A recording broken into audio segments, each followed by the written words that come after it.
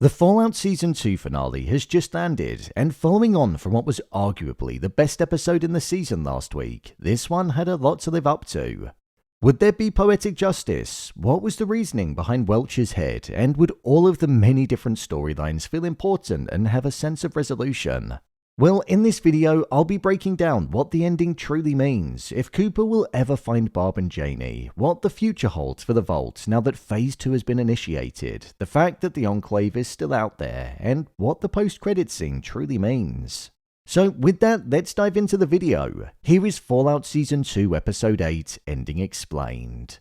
Just to let you know, this video will contain spoilers.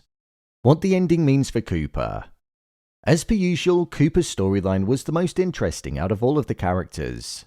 The search for his wife and daughter was something that was brought ever closer, and it concluded with us seeing that it feels like he's going to be wandering through the country with the hopes of finding her yet again.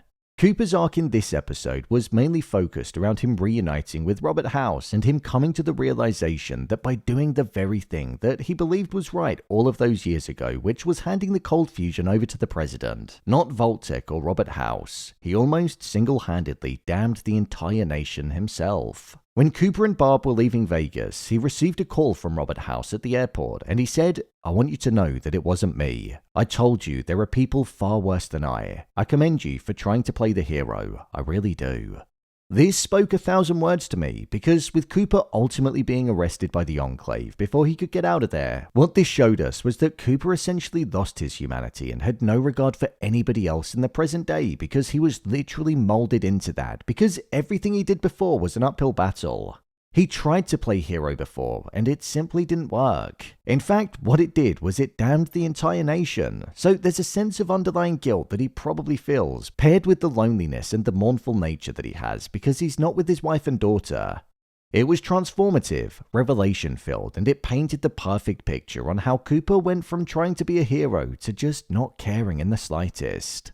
The Enclave were always watching and listening, back then and even now. With Cooper being in Vegas and the patronizing old chum and old friend language being spoken by Robert House towards him a countless number of times, Cooper put on the Pip-Boy, and with Barb and Janie being on floor Sub-07, House led him to their cryo chambers where he hoped to find them. Just before Cooper asked for them to be opened, there was a moment where he could really feel the emotions and thoughts that were going through Cooper's mind. The thought process on if he wanted them to see him like this, the person that he'd become, and how he almost wasn't the same person that they originally knew, but he got House to open them regardless.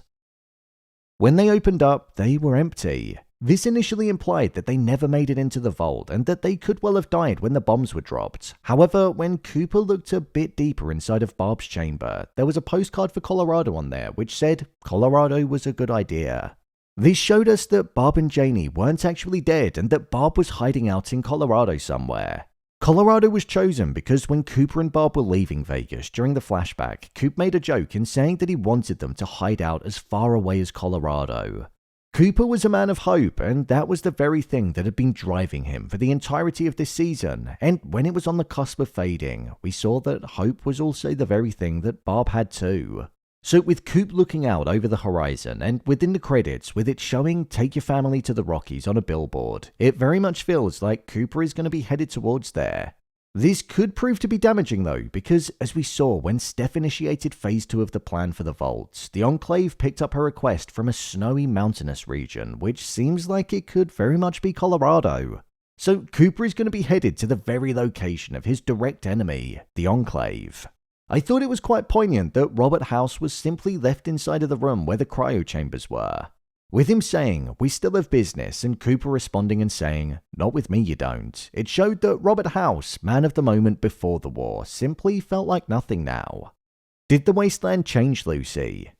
With Lucy, her arc was one that tied into the wider theme that was at her core throughout the entirety of the season, and it was about whether she was going to become a killer or not, and if the Wasteland had truly changed her.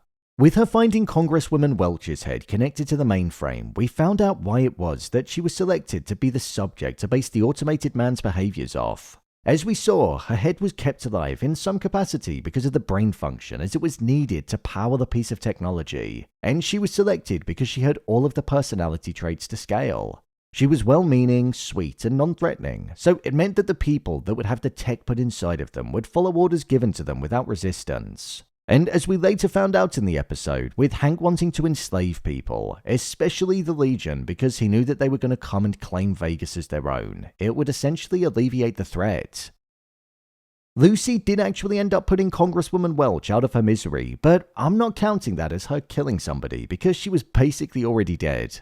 The real test for her came when Cooper stopped Hank and the enslaved person from putting the miniature automated man technology inside of her, and instead of killing him, Cooper gave her the weapon and left the decision down to her. As we saw, she didn't go through with it because deep down she still loved her father, even though he was an evil man. Hank instead decided to switch the technology on himself rather than allow her to kill him, and as we saw, he became the father that Lucy remembered him as. The kind-hearted one that cared about others, the one that was simply a facade. With the automated man technology now out of the equation, with the Legion's civil war coming to an end, and us seeing that Macaulay Culkin's character dragged away the previous Caesar's body and saw the piece of paper which had the new Caesar's name on, but it instead saying that the Legion ended with him, he disregarded it and declared himself as Kaiser. So they're now going to be the threat that the new California Republic faces, but Lucy and Max are going to have to specifically deal with as well. The importance of Max's storyline. Max's storyline in this season did feel a little meh, to say the least, but in this finale we saw the hero, but more specifically, the good man that he'd become. He was single-handedly fending off all of the Deathclaws from attacking the people of New Vegas, and when he was on the ground with one roaring over him, he had a flashback to his father just before Shady Sands was destroyed. He remembered his father telling him that he was a good boy, and that one day he'd be a good man. This was what he was now, but also, most importantly, to me, it showed that the hold that Quintus had on him in training him to simply be a sword was now gone from his mind. It felt like Max had been searching for that father figure, and by chance, he found it in Quintus in the Brotherhood.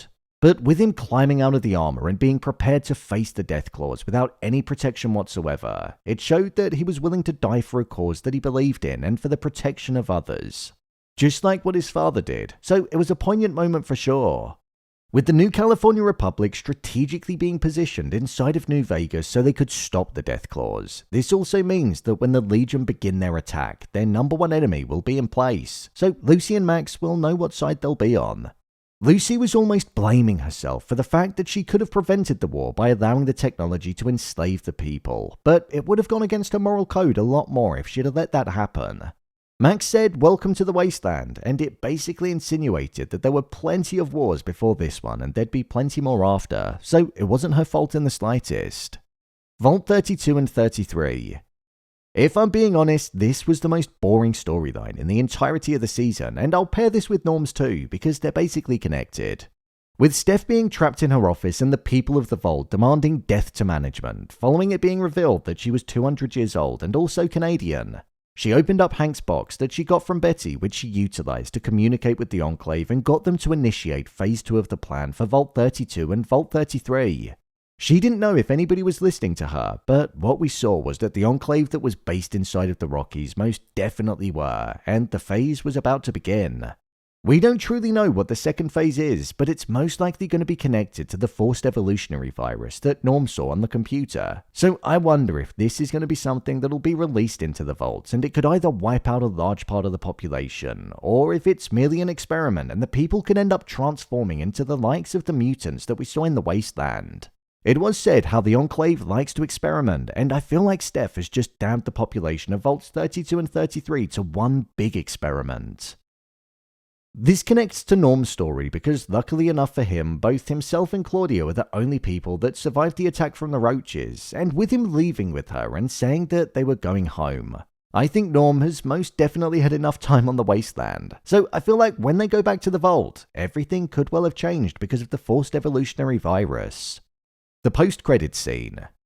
Hopefully you stuck around for the credits because right at the end of it there was a post-credits scene where we saw that the civil war that was sparked by Quintus and the Brotherhood was fully underway. What this scene revealed to us was the Liberty Prime Alpha blueprints and that Quintus was going to transform from Quintus the Unifier to Quintus the Destroyer. I was wondering if anything from the Brotherhood was going to be addressed, and the fact that they just got in there in the post-credits showed how cluttered this season was. However, what the post-credit scene means for Season 3 is that the Liberty Prime Alpha is going to be deployed, and we're going to see Quintus utilizing it. But for what reason? Well, I'd naturally assumed that based on what's going on, we could see him unleashing it onto the other chapters, and instead of looking to unify them, like he was planning on doing in this season of the show, to now tie into his new name, Quintus the Destroyer, he's gonna look to destroy them. My review of the episode. As season finales go, I thought this was a pretty solid one. Personally, I think I preferred episode 7 to the finale, but that might just be because it was building towards something strong. I thought the revelations in episode 7 were really good, and it felt like everything just came together.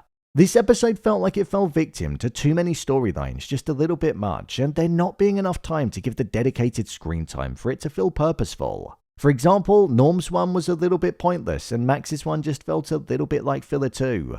I'd have liked to have seen more flashbacks of Cooper and maybe more interaction between Ghoul and House, but it's fine. When looking back at this season overall, I thought it was an enjoyable piece of TV. I just don't think it was as good as season 1. I think there were too many individual storylines that would either get forgotten about and then picked up 2 episodes later, and that was something that really did bother me. Season 1 worked quite well because even though there were a few storylines, all of the episodes were released at once, so it didn't feel like things were being forgotten about for weeks. However, what I will say is that we did get the best character performance in this season of the show, and that was Walton Goggins as Cooper. The pain that he was constantly in and his journey to gaining humanity was something that just felt like it had a relatability to it, and I just bought into the character. Seeing him trying to do the right thing all of those years ago and it amounting to his suffering in the present day made for a great watch and just pieced all of the parts of the character together. Another thing that I thought this final episode did quite well was it set up a lot of different arcs to be able to be developed in the next season. From the Legion attacking Vegas, Cooper going to Colorado, Phase 2 of the Vault, and also the Enclave. So the story definitely didn't die with this season and it can be continued on in a seamless way. I also want to praise the performance of Lucy in the finale. We saw her lose her father in this episode and the emotion that was present on her was heartbreaking. Even though he was an evil man, the pain of losing him was something that cut through, and that brief moment where he moved her hair, an act of kindness, something that she hadn't got from him in years, felt really powerful. I do hope the show returns for season 3, I just hope the stories feel a bit more digestible and there aren't as many arcs going on at once, which ultimately led to this cluttered feeling.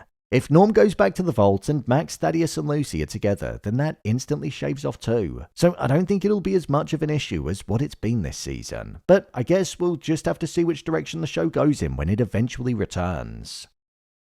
So, there you have it. Fallout Season 2 Episode 8, Ending Explained. If you want to see more videos on Fallout Season 2, then check the playlist below. And don't forget to subscribe so you don't miss future videos. What did you think of this season? Share your thoughts in the comments. As always, thanks for tuning into the video and I'll see you in the next one.